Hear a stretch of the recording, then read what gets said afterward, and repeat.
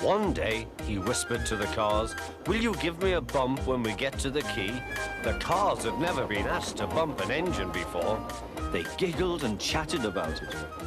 "Driver doesn't know my plan," chuckled Percy. On, laughed the cars. Percy thought they were helping. "I'll pretend to stop at the station, but the cars will push me past the board. Then I'll make them stop. I can do that whenever I like." Every wise engine knows that you cannot trust freight cars. Go on, they yelled, and bumped Percy's driver and fireman off the footplate. "Oh!" said Percy, sliding past the board. Percy was frantic. "That's enough!"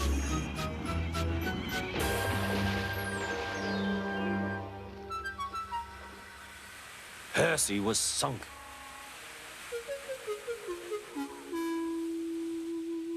"You are a very disobedient engine." Percy knew that voice. "Please, sir, get me out, sir. I'm truly sorry, sir." "No, Percy, we cannot do that till high tide." "I hope it will teach you to take care of yourself." "Yes, sir."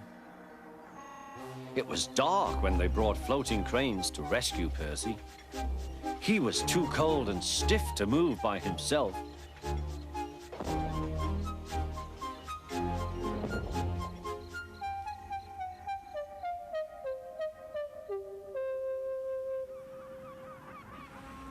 Next day, he was sent to the works on Henry's freight train.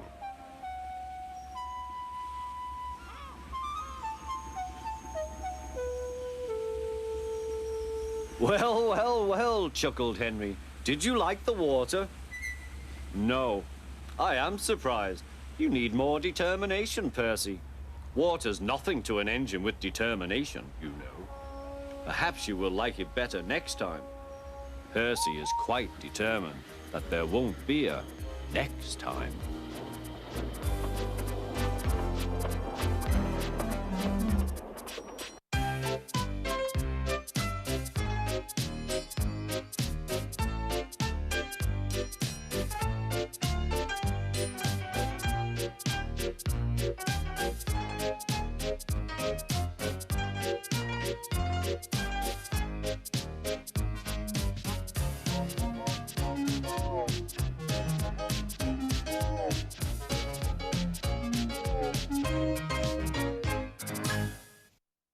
Daisy, the diesel rail car's work in the countryside, was full of surprises.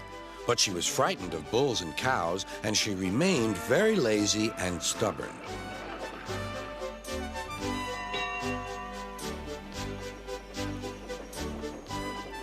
One day, Toby brought Henrietta to the station where Percy was grumpily shunting. "Hello, Percy. I see Daisy's left the milk behind again." "I'll have to make a special journey with it, I suppose." "Anyone would think I'd nothing to do," grumbled Percy. "Tell you what," replied Toby, "I'll take the milk, you fetch my freight cars." The drivers and station master agreed.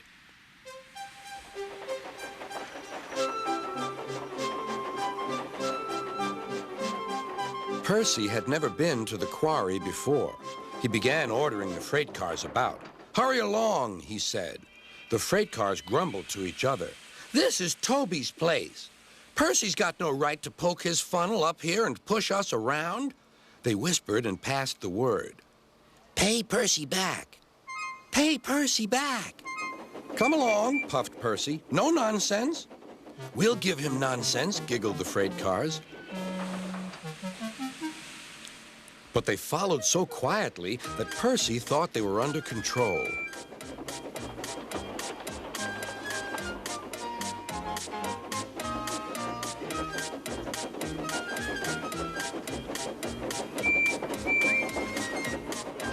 Suddenly, they saw a notice ahead. "All trains stop to pin down brakes." "Beep, beep!" "Brakes, conductor, please!" But before he could check them, the freight cars surged ahead. On, they cried. "Help, help!" whistled Percy. The man on duty at the crossing rushed to warn traffic with his red flag, but was too late to switch Percy to the runaway siding. Frantically trying to grip the rails, Percy slid into the yard. Beep! Beep! Look out!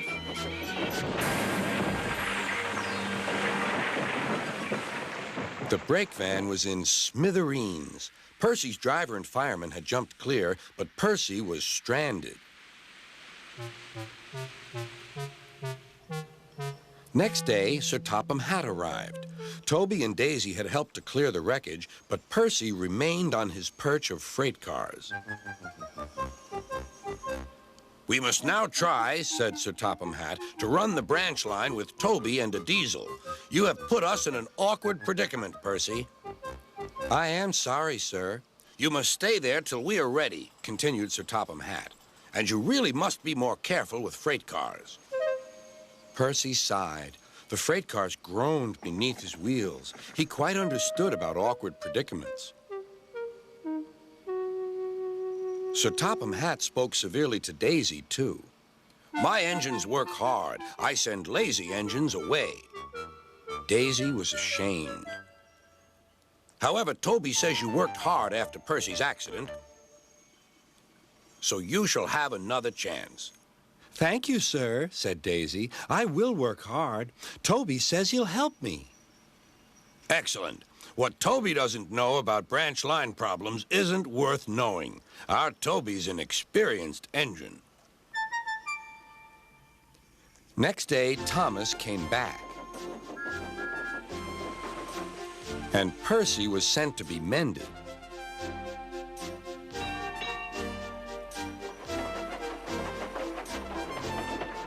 Annie and Clarabelle were delighted to see Thomas again, and he took them for a run at once.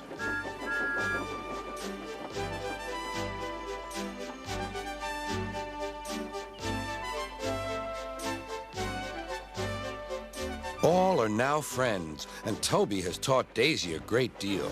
She shoed a cow off the line the other day all by herself. That shows you, doesn't it?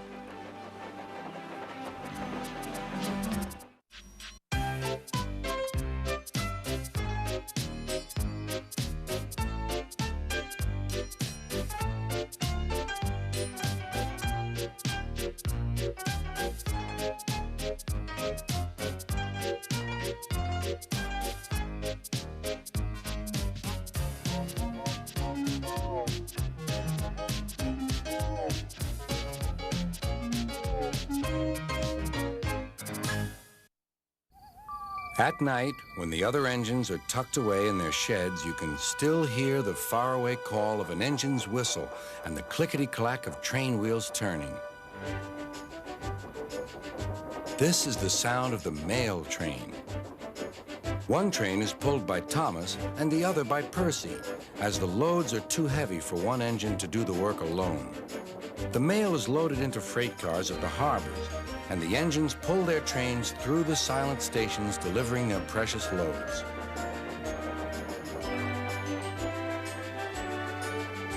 On a clear night, a big shiny moon brightens their journey, but often Thomas and Percy can't even see the stars. But whatever the weather, lamps along the track always light their way. One night, Percy was waiting at the junction. The main line train was late.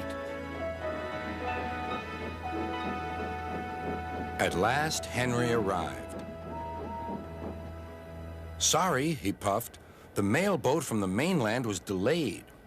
"Come on, Percy," said his driver. "Let's make up for lost time."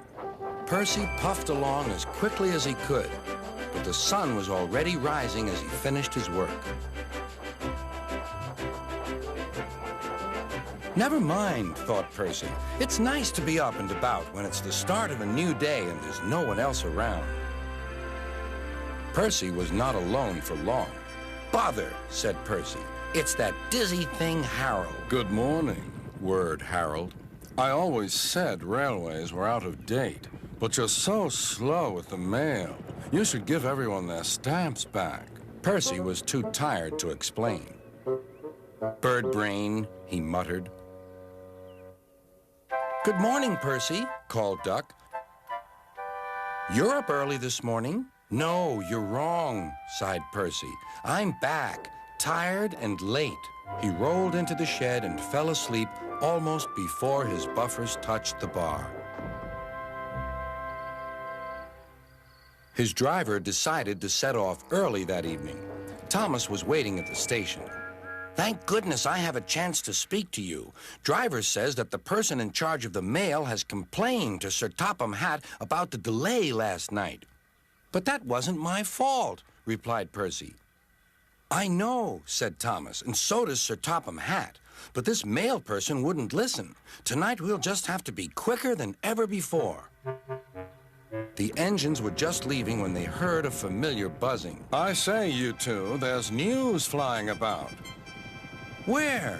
puffed Percy crossly. All over the place. They're going to scrap the mail train and use me instead. Wings work wonders, you know. Always. "Rubbish," huffed Thomas. That night, everything ran like clockwork. Thomas and Percy steamed through the stations, making good time everywhere they went.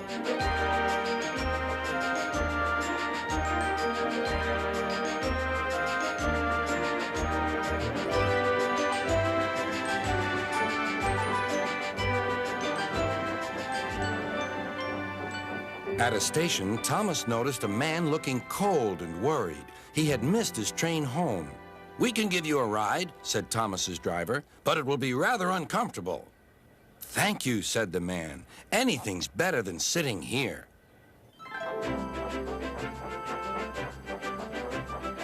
The next afternoon, Percy passed the airfield and saw Harold. "Hello, Lazy Wings. Are you too tired to fly today?" The wind's too strong, grumbled Harold. I've been grounded. "You need rails," laughed Percy. "They work wonders, you know. Always." That night, Sir Topham Hatt showed the two engines a letter. It was from the man who missed his train. "He thinks you are both splendid, and everyone says that the mail train is the pride of the line."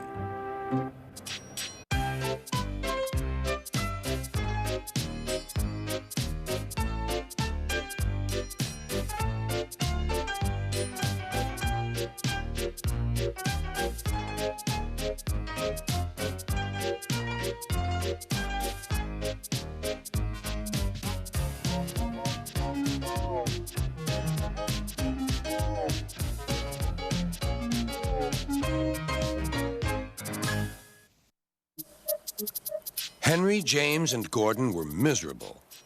They had been shut up for several days for being naughty and longed to be let out again. At last, Sir Topham Hatt arrived. "I hope you are sorry," he said, "and that you understand that every job on the railway is important. We have a new tank engine called Percy, who helps pull coaches, and Thomas and Edward have worked the main line nicely. But I will let you out now if you promise to work hard." "Yes, sir," said the three engines. "We will." "That's good. But please remember that this no shunting nonsense must stop." Sir Topham Hatt then told Percy, Edward, and Thomas that they could go and play on the branch line for a few days. And they ran off happily to find Annie and Clarabelle at the junction. The two coaches were very pleased to see Thomas again. Edward and Percy played with the freight cars. "Stop, stop, stop," screamed the cars as they were pushed into their proper sidings. But the two engines laughed and went on shunting till the cars were tidily arranged.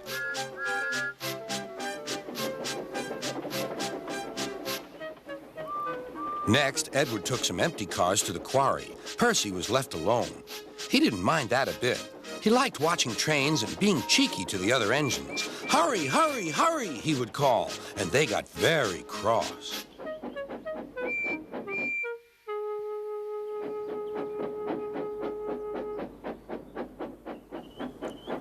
After a great deal of shunting, Percy was waiting for the signalman to set the switch so he could get back to the yard. Percy was being rather careless and not paying attention. Edward had warned Percy, "Be careful on the main line. Whistle to the signalman that you are there." But Percy didn't remember to whistle, and so the busy signalman forgot him. Percy waited and waited. The switch was still against him, so he couldn't move. Then he looked along the main line.